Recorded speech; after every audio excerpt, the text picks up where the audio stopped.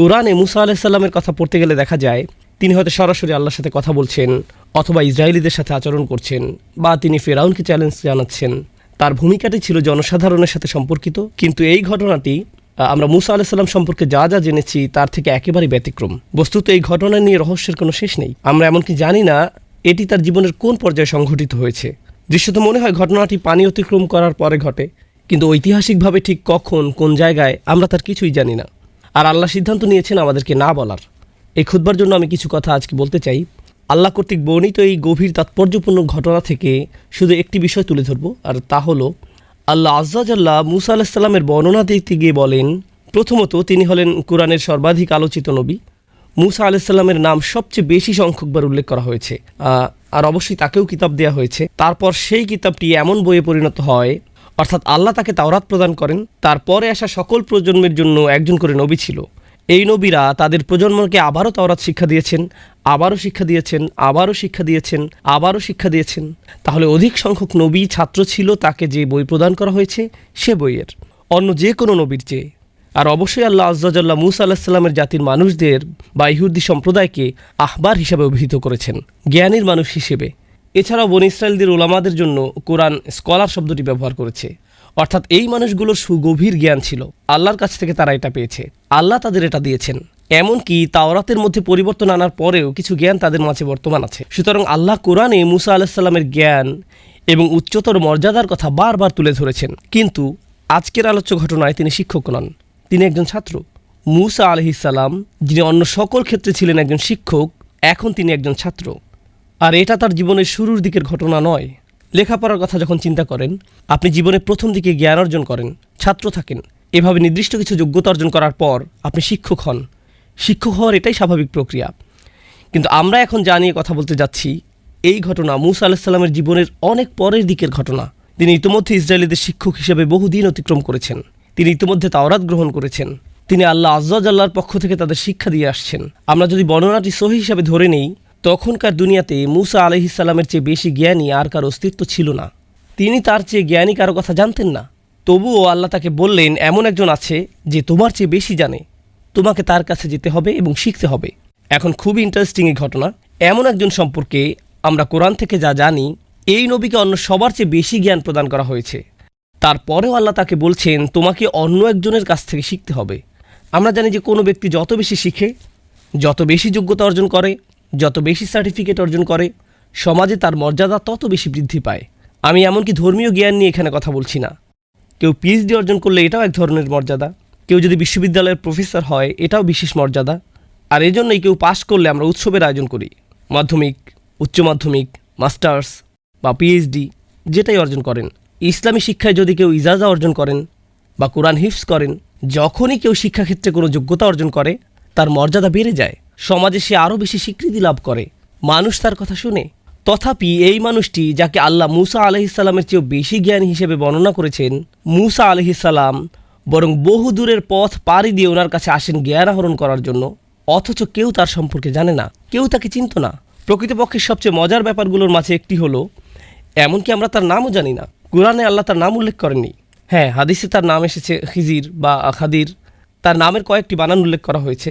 কিন্তু আল্লাহ তার নিখুঁত বাণীতে মুসা আলাইহিস সালামের এই শিক্ষকের নাম আমাদেরকে না বলার সিদ্ধান্ত নিয়েছেন।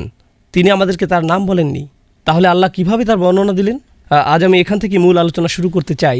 তিনি বললেন, ফাওয়াজাদ আবদাম মিন ইবাদিনা, অর্থাৎ মুসা আলাইহিস সালাম ও তার তরুণ সঙ্গী একসঙ্গে ভ্রমণ করল। পরিশেষে তারা পেল, এ কথাটি মনোযোগ দিয়ে শুনুন, আমার বান্দাদের মধ্য থেকে এক বান্দাকে। সহজে বললে এর অনুবাদ হবে, জাস্ট আমার এক বান্দার দেখা পেল।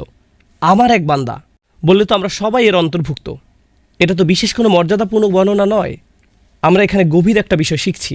আল্লাহ সুবহানাহু ওয়া তাআলার নিকট কোনো ব্যক্তি যত বেশি জ্ঞান অর্জন করবে, তত বেশি একজন সাধারণ বান্দা হিসেবে পরিচিতি পাবে। এই জ্ঞানের কারণে তারা অন্যদের থেকে স্পেশাল হয়ে যান না, বরং এই জ্ঞানের ফলে সেই বান্দা বুঝতে পারে, ইন্নানি মিনাল মুসলিমিন, আমি শুধু সব মুসলমানদের মধ্যেই একজন মুসলমান, আমি অন্য কারো চেয়ে উচ্চতর কেউ নই। দেখুন, অন্য সকল জ্ঞানের ক্ষেত্রে কেউ কিছুটা জ্ঞান অর্জন করলে নিজের মাঝে কেমন যেন আত্মম্ভরিতা তৈরি হয়। কোনো কনভেনশনে যোগ দিলে, যদি তার পিএইচডি থাকে, তখন শুধু আব্দুল করিম লিখবে না, লিখবে ডক্টর আব্দুল করিম, পিএইচডি। আচ্ছা, এক কাজ করি, পিএইচডি একটু মোটা অক্ষরে লিখি। অথবা কারো কাছে নিজের পরিচয় দিতে গিয়ে বলবে, হেই আমার নাম সালমান, না না না আমার নাম ডক্টর সালমান। অথবা আপনার ইমেইল আইডি বা অন্য কোনো আইডিতে নিজের নাম শুধু জাইনাব লিখবেন না, লিখেন জাইনাব MBA। আপনাকে নিজের অর্জিত যোগ্যতাগুলো যোগ করে দিতে হবে, কারণ এর মাধ্যমে বোঝানো হয় আমার যোগ্যতা আছে। অনেকে এভাবে নিজেকে জাহির করতে দারুণ ভালোবাসে। একটা মজার ঘটনা মনে পড়েছে, অনেক দিন আগের কথা। তখন আমি কলেজে পড়তাম। সে সময় আমরা বন্ধুরা মিলে MSA কনভেনশনে যোগ দিতাম। আমার এক বন্ধু তখন মজা করে বুকের উপর একটা নেম প্লেট ঝুলিয়ে দিত, ডক্টর ফারেস মাহমুদ PhD গুণ 10। বিষয়টা হলো সার্টিফিকেট আপনাকে এক ধরনের সামাজিক স্ট্যাটাস দান করে। আর আল্লাহর কাছে আমাদের স্ট্যাটাস কি? আপনার যদি সত্যিকারের জ্ঞান থাকে, আমার যদি সত্যিকারের জ্ঞান থাকে, তাহলে আমরা বুঝতে পারবো আল্লাহর নিকট আমাদের সর্বোচ্চ স্ট্যাটাস হলো আমি আল্লাহর একজন দাস মাত্র। দাস শব্দটা আমি ইচ্ছে করে ব্যবহার করছি, আমি চাকর ব্যবহার করিনি, আমি বলেছি দাস, কারণ শব্দটা কেমন যেন অপমানকর। একেবারে আক্ষরিক অর্থে আরবিতে, আমাকে তো কোরআনের আরবির যত কাছাকাছি সম্ভব অনুবাদ করতে হবে। আমি রাজনৈতিকভাবে শুদ্ধ হওয়ার চেষ্টা করছি না, আমি ভাষাগত দিক থেকে সঠিক হওয়ার চেষ্টা করছি।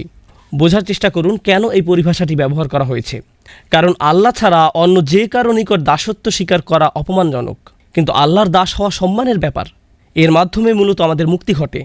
আপনার পক্ষে এমন কোনো টাইটেলের কথা, এমন কোনো উপাধির কথা চিন্তা করা সম্ভব নয় যা দাসের চেয়ে নিচু হতে পারে।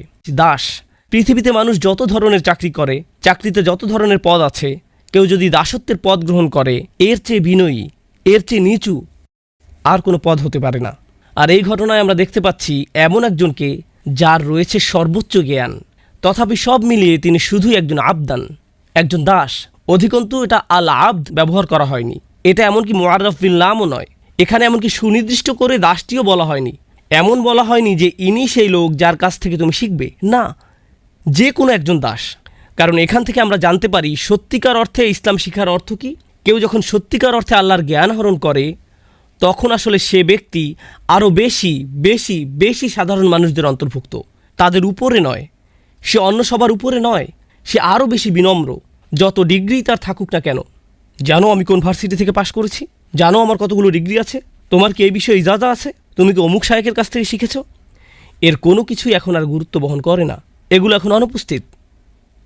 প্রায় বছরখানেক আগের একটা চমৎকার অভিজ্ঞতার কথা আমার মনে পড়েছে। আমি আরব উপদ্বীপের দেশ ওমানে ভ্রমণে গিয়েছিলাম। সেখানকার একটি প্রোগ্রামে আমি যোগ দিয়েছিলাম, যা একটি মসজিদে আয়োজন করা হয়েছিল।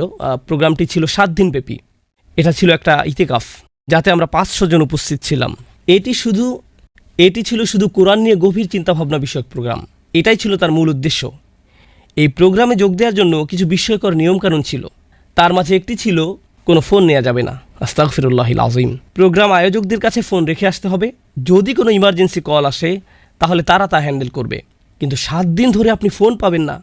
আমি জানি না আপনি ফোন ছাড়া এমনকি নিঃশ্বাস নেবেন কিভাবে। তো আমাদের সাথে কোনো ফোন ছিল না।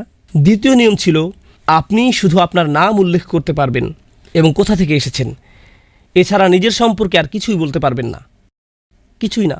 সেখানে ছিলেন হাদিসের স্কলার, কেউ কেউ ছিলেন বিশাল ধনী, কেউ ছিলেন মাশায়েখরা যারা সমগ্র জীবন ধরে শিক্ষা দিয়ে গেছেন, আবার কেউ কেউ ছিলেন শুধু 2টা উটের মালিক, সারা জীবন শুধু এই 2টা উটের দেখাশোনা করে গেছেন। সেখানে আরও ছিলেন ট্যাক্সি ড্রাইভার। কিন্তু আমরা কারো আসল পরিচয় জানতাম না, কেউ জানে না কার পরিচয় কি। সর্বসাকুল্যে আপনি শুধু বলতে পারতেন ইসমি কাজা ওয়া কাজা আনামিন, শুধু এইটুকুই। আপনি এমনকি বলতেও পারতেন না আপনার বয়স কত, আমি অমুক কাজ করি, অমুক চাকরি করি, না। আবার যখন কোরআন নিয়ে আলোচনা করতে যাবেন তখন স্কলারদের উদ্ধৃতি দিতে পারবেন না, আরবির ভাষাতাত্ত্বিক বিশ্লেষণ বা এরকম কিছু করতে পারবেন না, কারণ এতে কেউ হয়তো বুঝে যেতে পারে আচ্ছা উনি তাহলে একজন স্কলার। অতএব আপনি এভাবে কথা বলতে পারবেন না। সব কিছু মৌলিক আলোচনার মধ্যে সীমাবদ্ধ রাখতে হবে। এগুলো ছিল নিয়মকানুনের অন্তর্ভুক্ত। অংশগ্রহণকারীদের অধিকাংশই ছিল স্কলার। অংশগ্রহণকারীদের মধ্যে বড় বড় পণ্ডিত ব্যক্তিরা ছিলেন। অনুষ্ঠানটি ছিল মূলত বিনম্রতার অনুশীলন। 7 দিন ধরে বিনম্রতা শেখার খুবই গভীর একটা অনুশীলন ছিল সেটা। আমরা যেন শুধু আবদাম বিন ইবাদিনা হতে পারি, যেন শুধু একজন দাস হতে পারি। শাহ ওয়ালিউল্লাহ দেহলভী রহমাহুল্লাহ অসাধারণ সুন্দর একটি কথা বলেছেন, এটা আমার মাথায় বদ্ধমূল হয়ে আছে। যুবক বয়সে যখন প্রথম শুনেছিলাম তখন থেকে। যার সত্যিকারের জ্ঞান রয়েছে তিনি তার বর্ণনা দিয়েছেন। তিনি বলেন, একটি গাছে যখন ফল ধরে তখন তার ডালপালাগুলো নুয়ে পড়ে। গাছে ফল ধরলে ডালপালাগুলো নিচের দিকে ঝুঁকে পড়ে। ব্যাপারটা হলো, নিজের ভেতরে যদি সত্যিকারের জ্ঞান ফল ধারণ করে থাকেন, আপনি নম্র হয়ে নুয়ে পড়বেন। নিজেকে আপনার বড় কিছু মনে হবে না। কেউ যদি আপনার জ্ঞান নিয়ে প্রশ্ন তোলে, আপনার সমালোচনা করে নিজের মাথায়, তখন আপনি এভাবে ভাববেন না আমার সম্পর্কে প্রশ্ন করার তুমি কে। এভাবে আমি চিন্তা করব না, আমরা বরং চিন্তা করব আবদাম বিন ইবাদিনা এর মতো।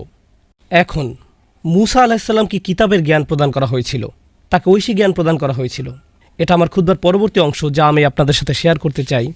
মূসা আলাহিসাল্লামকে তাওরাত দেয়া হয়েছিল, যা ছিল আল্লাহর বাণী। এটা ছিল সে সময়ের কোরআন। এমনকি কোরআনের এক স্থানে এটাকে অন্য একটি কোরআন হিসেবে বর্ণনা করা হয়েছে। এরকম একটি কিতাব তাকে দেয়া হয়েছিল। সুতরাং তিনি আল্লাহর কালাম শিখেছিলেন। তাহলে কিভাবে তিনি আল্লাহর বাণী থেকে গভীর বা ভিন্ন কিছু শিখবেন?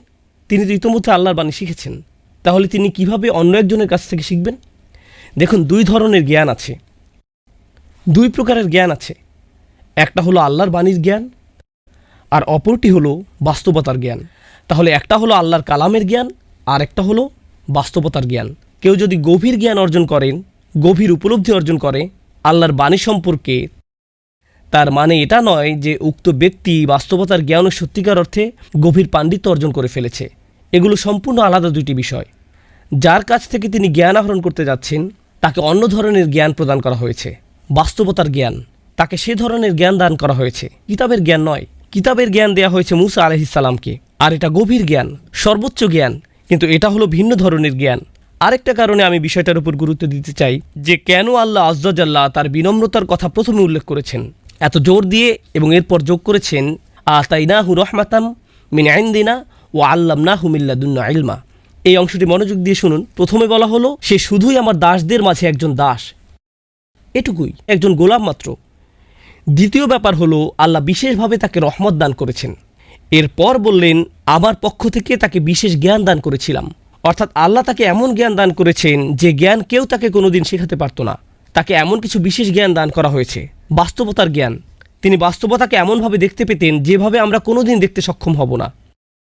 এখন যে ব্যাপারটাতে আমি আপনাদের মনোযোগ আকর্ষণ করতে চাই তা হলো আল্লাহ আযজা ওয়া জাল্লা প্রথমে তাকে রহমত দান করেছেন। প্রথমে রহমত, পরে জ্ঞান। আতাইনাহু রাহমাতাম মিন ইনদিনা ওয়া আল্লামনাহু মিন লাদুন্না ইলমা। এই ব্যাপারটা কেন গুরুত্বপূর্ণ যে আল্লাহ তাকে রহমত দান করেছেন? বিশেষভাবে আল্লাহ তাকে রহমত দান করেছেন। আরবিতে এটাকে বলা হয় আতফ বায়ান। এমন ধরনের কিছু জ্ঞান আছে, আপনাকে যদি তা দেয়া হয় আপনার প্রতি এর চেয়ে বড় কোনো রহমত আর হতে পারে না। যদি এগুলো জানা থাকে আপনার জীবন অনেক সহজ হয়ে যাবে। যদি এগুলো জানা থাকে সুখী হয়ে যাবেন। যদি এগুলো জানেন আপনার সমস্যা দূর হয়ে যাবে।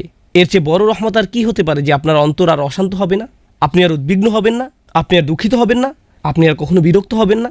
আপনি সর্বদা আশীর্বাদ পুষ্ট জীবনযাপন করবেন, কারণ আল্লাহ তার পক্ষ থেকে আপনাকে বিশেষ রহমত দান করেছেন, বাস্তবতা সম্পর্কে বিশেষ ধরনের জ্ঞান। এই ধরনের জ্ঞান খিজির আলাইহিসসালামকে দেয়া হয়েছিল। এখন কিভাবে এটা কাজ করে আমি আবারও বলছি, আমি আপনাদের পুরো ঘটনা বলতে যাচ্ছি না। বাসায় গিয়ে যখন সূরার অনুবাদ পড়বেন বা তাফসীর পড়বেন তখন এই ব্যাপারগুলো নিয়ে চিন্তাভাবনা করুন।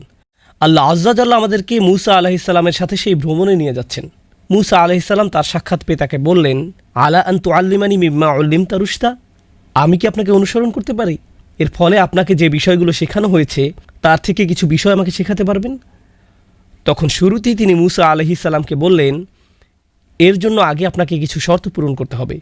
যেমন ভার্সিটিতে ভর্তি হতে হলে আমাদেরকে আগে কিছু শর্ত পূরণ করতে হয়। আমাকে অনুসরণ করার জন্য যে যোগ্যতা দরকার তা হলো সবর।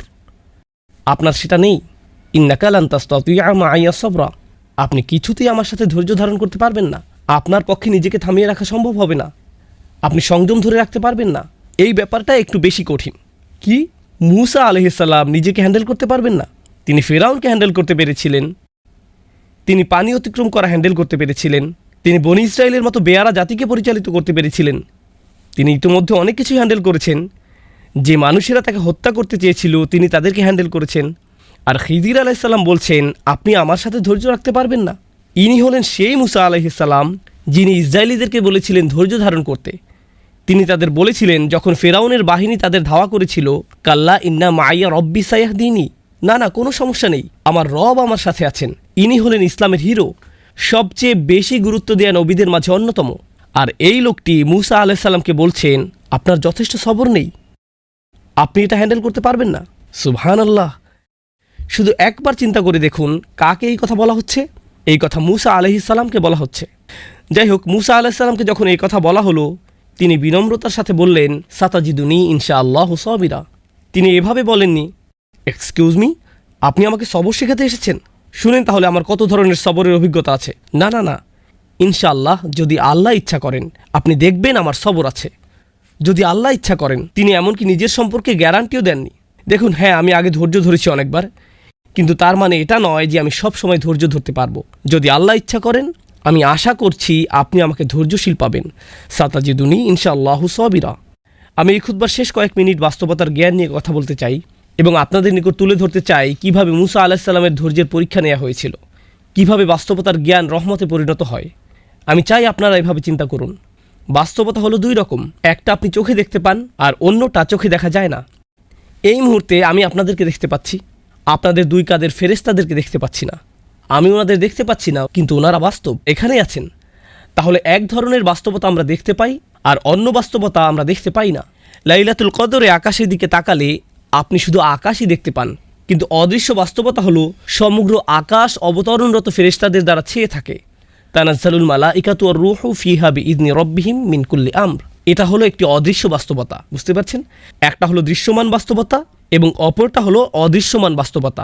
এই জ্ঞান আমরা যা প্রতিনিয়ত দেখতে পাচ্ছি, আমাদের সকল মতামতগুলো, সকল অনুভূতিগুলো এবং সকল চিন্তাভাবনাগুলো সব সময় দৃশ্যমান বাস্তবতা দ্বারা প্রভাবিত হয়। কারণ আমাদের নিকট বাস্তবতা এটাই। খবরে যা দেখতে পান, নিজে যার অভিজ্ঞতা অর্জন করেন, এগুলো হলো আপনার জীবনের বাস্তবতা। কিন্তু এই বাস্তবতার বাহিরেও আছে আরেক ধরনের বাস্তবতা, সোর্স কোডের মতো। যেমন আপনি শুধু অ্যাপের সামনের দিকটাই দেখতে পান, এর পেছনে যে প্রোগ্রামিং কোড রয়েছে তা দেখতে পান না, একটা পর্দা। এবং আল্লাহ আযজা জাল্লা কিয়ামতের দিন সম্পর্কে বলেন, ফাকাশাফনা আনকা গিতাআক ফাবাসারুকা আল-ইয়াওমা হাদিদ। তোমার সামনে যে পর্দা ছিল তা আমি সরিয়ে দিয়েছি, তোমার দৃষ্টি আজ খুব তীক্ষ্ণ, তুমি খুব পরিষ্কারভাবে সব দেখতে পাচ্ছ। অন্য কথায় আল্লাহ এখন পর্দা সরিয়ে ফেলেছেন, তাই তুমি এখন দেখতে পাচ্ছ অদৃশ্য বাস্তবতাও। আসলে আমাদের জীবনের প্রায় সকল ক্ষেত্রে আমরা কখনোই জানতে পারি না আল্লাহ যা যা করেন তা কেন করেন। আমরা জানি না। আমরা জানি না কেন আপনি গাড়ি অ্যাক্সিডেন্টের কবলে পড়লেন, আমরা জানি না। আমরা জানি না কেন আপনি চাকরি হারালেন, আমরা জানি না কেন আপনি অসুস্থ হয়ে পড়লেন, আমরা জানি না কেন এই সমস্যা ঘটল, কেন ওই সমস্যা দেখা দিল। আমরা জানি না কেন আপনার ভাই স্কুলে ভালো রেজাল্ট করলো আর আপনি ফেল করলেন, আমরা জানি না। আমরা জানি না কেন আপনি বেঁটে আর আপনার সকল ভাই বোনেরা যথেষ্ট লম্বা। আপনি তখন ভাবতে শুরু করেন, আল্লাহ কেন এমনটা করলেন? তিনি কেন আমাকে বলেন না যে তিনি আমার থেকে কি চান? কেন তিনি অদৃশ্য জগতের পর্দা একটুখানি সরিয়ে দেন না, যেন আমি দেখতে পারি আসল রহস্য কি? আমি যদি জানতে পারতাম তাহলে হয়তো আমার অস্থিরতা দূর হতো। কারণ যদি না জেনে থাকেন, যদি কোনো বিচারক আপনার সম্পর্কে কোনো রায় দিয়ে থাকে, আপনি তখন স্বাভাবিকভাবেই জিজ্ঞেস করবেন, কেন আমাকে জরিমানা দিতে হবে? বিচারক উত্তরে বললেন, সেটা অদৃশ্য জগতের জ্ঞান, আমি আপনাকে তা বলতে যাচ্ছি না। কোনো বিচারক যখন আপনার সম্পর্কে কোনো রায় দিয়ে থাকে আর আপনি জানেন না কেন এই রায়, আপনি তখন অশান্ত হয়ে ওঠেন। আমি এটা মেনে নিতে পারি না, আমি এটার ব্যাখ্যা চাই। আপনি তো ওর ব্যাখ্যা আমার কাছ থেকে গোপন রাখতে পারেন না। আল্লাহ মুসা আলাইহিস সালামকে দেখালেন সব কিছুর সব সময় ব্যাখ্যা আছে, কিন্তু আল্লাহ সিদ্ধান্ত নিয়েছেন ওমা কানা আল্লাহু লিইতলিআকুম আলাল গায়ব। আর আল্লাহ সিদ্ধান্ত নিয়েছেন তিনি তোমাদেরকে অদৃশ্য জগতের খবর জানাবেন না, তিনি সকল দৃশ্যমান বিষয়ের পেছনে রয়েছে। আর আল্লাহ সিদ্ধান্ত নিয়েছেন তিনি তোমাদেরকে অদৃশ্য জগতের খবর জানাবেন না, সকল দৃশ্যমান বিষয়ের পেছনে রয়েছে আর একটি অদৃশ্য জগৎ, আর তিনি সিদ্ধান্ত নিয়েছেন আপনাদেরকে সেটা জানাবেন না। কিন্তু এই ঘটনায় আল্লাহ মুসা আলাইহিস সালামের শিক্ষকের মাধ্যমে অদৃশ্য জগতের পর্দাটা সামান্য একটু তুলে ধরলেন, কি ঘটছে ঘটনার অন্তরালে। কিন্তু তিনি সেই পর্দা সবসময় উন্মোচন করেন না।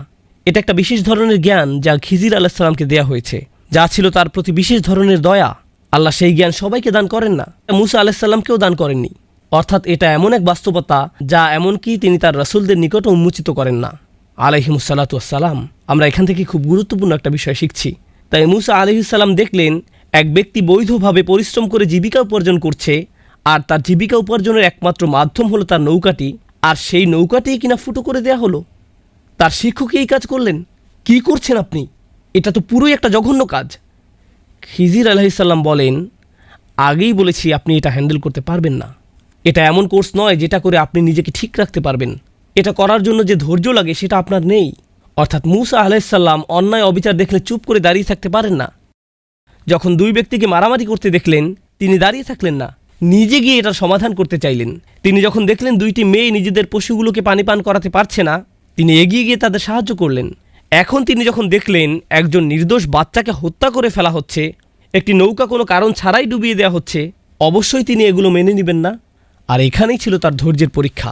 অন্য কথায়, যখন আপনি আমি কোনো অন্যায় হতে দেখব নিজেদের ব্যক্তিগত জীবনে, নিজস্ব গণ্ডির ভেতরে, যখন দেখবেন কেউ আপনার নিজের প্রতি অন্যায় করছে বা অন্য কারো প্রতি অন্যায় করছে, আপনি তখন প্রশ্ন করতে শুরু করেন, এই অন্যায় অবিচারের কারণ কি? এটা তো ঠিক না। ব্যাপারটা আপনাকে ক্ষুব্ধ করে তোলে, নিজের ভেতরে খুব অশান্তি অনুভব করেন। ঠিক সেই মুহূর্তে খিজির আলাইহিসসালামের ওই কথাগুলো, যেগুলো তিনি মুসা আলাইহিসসালামকে বলেছিলেন, আলাম আকুল্লাকা ইন্নাকা লান তাসতাতিয়া মাইয়া সবরা, আপনি এটা হ্যান্ডেল করতে পারবেন না। আমি কি আপনাকে বলিনি যে এই শিক্ষা অর্জন করা সহজ নয়? আপনি এর জন্য ধৈর্য ধারণ করতে পারবেন না। এই কারণে এই জ্ঞান সবাইকে দেয়া হয়নি। আপনি এটা হ্যান্ডেল করতে পারবেন না। তিনি এমনকি একথাও বলেছেন, অকাইফা তাসবিরু আলা মা লাম তুহিত বিহি খুবরা, আপনি কিভাবে সে বিষয়ে ধৈর্য ধারণ করবেন যা সম্পর্কে আপনার জ্ঞান বা অভিজ্ঞতা নেই? অদৃশ্য জগতের অভিজ্ঞতা লাভ করার একটা ব্যাপার আছে। আল্লাহ আমাদের জন্য সেই অভিজ্ঞতার দরজা উন্মুক্ত করেননি। আমাদের পক্ষে সে জগতের অভিজ্ঞতা লাভ করা সম্ভব নয়। আমাদেরকে বিনয়ী হতে হবে। আল্লাহু ইয়ালামু ওয়া আনতুম লা তা'লামুন, আল্লাহই জানেন, তোমরা জানো না। পরিশেষে যখন মূসা আলাইহিসসালামকে শেখানো হলো, আপনি তো এই ব্যাপারগুলোতে ধৈর্য ধরতে পারেননি, এখন শুনুন ঘটনার অন্তরালে ঠিক অমুক অমুক কারণগুলো জড়িত ছিল। এটাই ছিল আল্লাহর পরিকল্পনা। প্রত্যেকটি ঘটে যাওয়া ঘটনার পেছনে যখন কারণগুলো বিস্তারিত বলে দেওয়া হলো, তখন আমরা আসলে উপলব্ধি করলাম এটা অন্যতম গুরুত্বপূর্ণ একটি জ্ঞান, যে জ্ঞানের কাছে আমরা সত্যিকার অর্থে নিজেদের বিনয়ী না করলে নিজেদেরকে আল্লাহর দ্বীনের ছাত্র হিসেবে গণ্য করার কোনো মানেই হয় না। অন্যভাবে আবার বলছি, যখন আমরা আল্লাহর পরিকল্পনার কাছে নিজেদের সম্পূর্ণরূপে সমর্পণ করে দিই, তার মানে আমরা আল্লাহর সামনে নিজেদের বিনয়ী করে দিয়েছি। আমাদের শিক্ষকের উপর আমাদের ভরসা আছে, মানে আল্লাহর উপর, এবং যে পথে তিনি আমাদের নিয়ে যাচ্ছেন তাতেও আমাদের আস্থা আছে। যদিও সে পথটা কষ্টকর মনে হয়, তবু তার উপর আমাদের বিশ্বাস একটু কমবে না। আর এমনটা করা সহজ নয়। যদি এটা মূসা আলাইহিসসালামের মতো একজন রাসূলের জন্য সহজ না হয়, ওয়াকাল্লামাল্লাহু মূসা তাকলিমা, যিনি আল্লাহর সাথে সরাসরি কথা বলেছিলেন, এমনটা করা এমনকি তার জন্যও সহজ ছিল না। তার মানে আপনার আমার জন্যও এটা সহজ নয়। এটা জীবনের অন্যতম একটা কঠিন কাজ যা আমাদের করতে হবে। আর তা হলো সত্যিকার অর্থে মন থেকে আল্লাহর পরিকল্পনা মেনে নিতে সক্ষম হওয়া। এটা উপলব্ধি করতে সক্ষম হওয়া যে নিশ্চয়ই এর পেছনে আরও বড় কোনো পরিকল্পনা রয়েছে। প্লিজ, এই খুতবায় আমি যে ব্যাপারটা তুলে ধরতে চাচ্ছি তা বুঝতে ভুল করবেন না। আমি বলছি না যে মানুষ যখন আপনার সাথে বৈষম্যমূলক আচরণ করে বা অন্যায় আচরণ করে অথবা কোনো অন্যায় কাজ হতে দেখেন, আপনার তখন কিছু বলা উচিত না, কারণ এটা আল্লাহর প্ল্যান। আমি এখানে ধৈর্য অবলম্বন করব, কিছু বলবো না। এখানে এটা বলা হয়নি। এখানে এমন সব ঘটনাবলী সম্পর্কে বলা হচ্ছে যা আমাদের নিয়ন্ত্রণের বাহিরে। যখন এমন কিছু ঘটে যা আমাদের পক্ষে নিয়ন্ত্রণ করা সম্ভব হয় না, মনে রাখবেন তার জন্য একটা পরিকল্পনা আছে। তখনও আল্লাহর একটা পরিকল্পনা কাজ করে। আমাদেরকে তো ন্যায় বিচারের জন্য দাবি জানাতে হবে, অন্যায়ের বিরুদ্ধে রুখে দাঁড়াতে হবে। এই বাধ্যবাধকতা আমাদের উপর আছে, কিন্তু এটা এর বাহিরের একটা বিষয়। ওইটা তো সুস্পষ্ট কমন সেন্সের ব্যাপার, যা নিয়ে কোরআনের সর্বোচ্চ আলোচনা করা হয়েছে। কিন্তু আল্লাহ আজ্জা জাল্লার সামনে একটি মনোভাব পোষণ করার ব্যাপার আছে। আমি এভাবে বলবো না, ইয়া আল্লাহ, আমি তো এই পরিকল্পনার পেছনে কোনো যৌক্তিক কারণ খুঁজে পাচ্ছি না। যদি আমি প্ল্যান করতাম আরও ভালোভাবে করতাম। মাআযাল্লাহ। যদি এমন চিন্তা কারো মাথায় এসে পড়ে, এই চিন্তাকে অবশ্যই মেরে ফেলতে হবে। কারণ আমার পরিকল্পনার চেতনা, আমার সিদ্ধান্ত নেওয়ার ক্ষমতা সব সময় দুর্বল। আপনি কি ভাবছেন আপনি আল্লাহর চেয়ে বেশি দয়ালু? আপনি কি ভাবছেন আপনি আল্লাহর চেয়েও বড় ন্যায় বিচারক? আমি কি ভাবছি আমি আল্লাহর চেয়ে ভালো পরিকল্পনাকারী? আমি আল্লাহর চেয়ে বেশি জানি, আল্লাহর চেয়ে বেশি প্রজ্ঞা আছে আমার? এটাই কি আমি ভাবছি? কারণ আমি যখন তার সিদ্ধান্তকে এভাবে প্রশ্ন করি, সুস্পষ্ট রূপে আমি কোনো ভুল করছি। অবশ্যই কখনো কখনো আমরা এমন চিন্তার কাছাকাছি চলে আসতে পারি। এমনকি ফেরেশতারাও একবার কাছাকাছি চলে এসেছিলেন। তারা বুঝতে পারেননি কেন আদম আলাইহিস সালামকে সৃষ্টি করা হয়েছে। তারা বুঝতে পারেননি। তারা এমনকি আল্লাহ আজ্জা জাল্লাকে জিজ্ঞেস করলেন, আতাজআলু ফিহা মাইয়ুফসিদু ফিহা ওয়া ইয়াসফিকুদ দিমা, আপনি কি সেখানে এমন কাউকে সৃষ্টি করবেন যে তাতে ফাসাদ করবে এবং রক্তপাত করবে? আমরা তো বুঝতে পারছি না। কিন্তু তাৎক্ষণিক এটা বলার সাথে সাথেই, কারণ তারা বুঝতে পারছিল না, এতে কোনো সমস্যা নেই, আমরা আল্লাহর কাছে জানতে চাইতে পারি, ইয়া রব, আমি যদি বুঝতে পারতাম কেন এটা ঘটছে, পরিস্থিতি মোকাবেলা করতে আমাকে মানসিক শান্তি দান করুন। কিন্তু তৎক্ষণাৎ ফেরেশতারা কি বলেছিলেন? ওয়া নাহনু নুসাব্বিহু বিহামদিকা ওয়া নুকদ্দিসু লাক, প্রসঙ্গত আপনি নিখুঁত। আমরা এই পরিকল্পনাটা বুঝতে পারছি না, কিন্তু তার মানে এই নয় যে আপনি ভুল সিদ্ধান্ত নিয়েছেন, মোটেই না। এর নাম হলো বিনম্রতা। আল্লাহর বান্দাদের মাঝে একজন বান্দা হওয়ার মানে এটাই আবদাম মিন ইবাদিনা। একদিকে আপনি ওহির জ্ঞানে পারদর্শী হতে পারেন, আরবি ভাষায় পণ্ডিত হতে পারেন, কোরআন হিফজ করতে পারেন, হাদিস পড়তে পারেন, এই সব কিছু আপনার জানা থাকতে পারে, কিন্তু এই ব্যাপারটা অন্তরে নেই। আল্লাহর জারিকৃত বিধানে আপনার অন্তর সন্তুষ্ট নয়। এরকম সন্তুষ্ট থাকা এবং উপলব্ধি করা যে আল্লাহ যা করছেন তাই উত্তম, এই ব্যাপারটা জানা যে আল্লাহই সর্বোত্তম পরিকল্পনাকারী। আমরা জানি কখনো কখনো একটি চারা গাছ অল্প কিছু দিনের মধ্যেই বেড়ে ওঠে, আবার কখনো কখনো বড় হতে বছরের পর বছর লেগে যায়, রাইট? তাই যে বীজের অভিজ্ঞতা আপনি এখন অর্জন করেছেন তার ফলাফল কি এখনই দেখা যাবে নাকি আজ থেকে 100 বছর পরে দেখা যাবে তা আমরা জানি না। সেই পরিকল্পনা আল্লাহর, আমাদের পক্ষে তা জানা কোনোদিন সম্ভব নয়। আল্লাহ আয্যা ওয়া জাল্লা তা আমাদেরকে না জানানোর সিদ্ধান্ত নিয়েছেন। যখন মুসলমানরা একটি কঠিন সময় পার করছিল, সেই কথাটি বলেই খুতবার সমাপ্তি টানছি। আল্লাহ আয্যা ওয়া জাল্লা মুসলমানদেরকে বলেছিলেন, যখন তাদের মাঝে প্রশ্ন দেখা দিল, জানেন তো আমরা উহুদের যুদ্ধে ব্যাপক ক্ষয়ক্ষতির সম্মুখীন হলাম।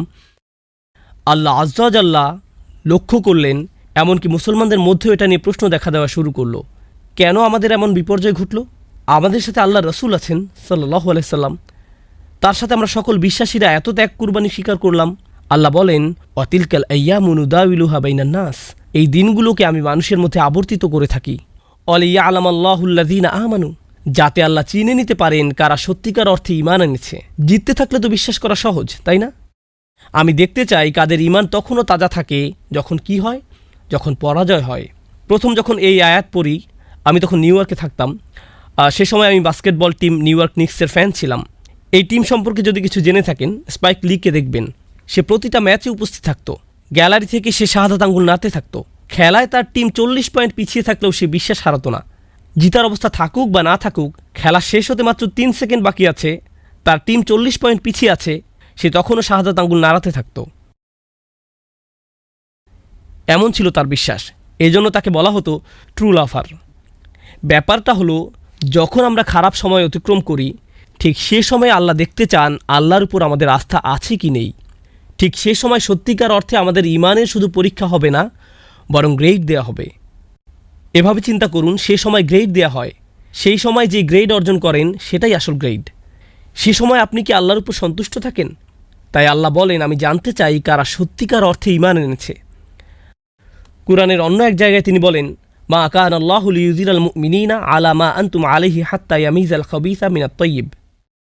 আল্লাহ এমন নন যে তিনি মুমিনদেরকে আরামদায়ক অবস্থায় ছেড়ে দেবেন। তিনি ছেড়ে দেবেন না, তিনি সময়কে কঠিন করে দিবেন যতক্ষণ না তিনি অসৎকে সৎ থেকে পৃথক করেন।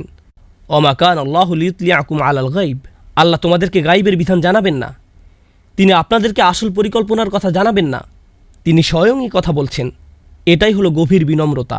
এটা এতই গভীর যে এমনকি একজন রাসূলকেও এই নম্রতা শেখার জন্য ভ্রমণ করতে হয়েছিল। নম্রতার এই শিক্ষা আমাকে আপনাকেও নিজেদের জীবনে বাস্তবায়ন করতে হবে। একেবারে অন্তর থেকে আমাদের অভিযোগগুলো, আল্লাহর প্ল্যান সম্পর্কে আমাদের জিজ্ঞাসাগুলোকে ছেড়ে দিতে হবে। নিজেকে জাস্ট ভাসতে দিন, তখনই নিজের মাঝে সত্যিকার প্রশান্তি খুঁজে পাবেন এবং আল্লাহ আয্যা ওয়া জাল্লা আপনাকে জীবনে এমন প্রশান্তি দান করবেন যা অন্য কোনোভাবে আপনার কাছে আসতো না। আল্লাহ আয্যা ওয়া জাল্লা আমাদেরকে তাদের অন্তর্ভুক্ত করুন, রাদিয়াল্লাহু আনহুম ওয়া রাদু আনহু। আল্লাহ যাদের উপর সন্তুষ্ট এবং যারা নিজেরাও আল্লাহর উপর সন্তুষ্ট, আল্লাহ আমাদেরকে তার উপর সন্তুষ্ট করে দিন এবং তিনিও যেন আমাদের উপর সন্তুষ্ট হয়ে যান। আল্লাহ আয্যা ওয়া জাল্লা আমাদের কষ্টগুলোকে সহনীয় করে দিন। আল্লাহ আয্যা ওয়া জাল্লা আমাদের কোনো পরীক্ষাকে যেন আমাদের উপর ঈমান হারানোর কারণে পরিণত না করেন। বারাকাল্লাহু লি ওয়া লাকুম ফিল কুরআনিল হাকিম ওয়া নাফা'নি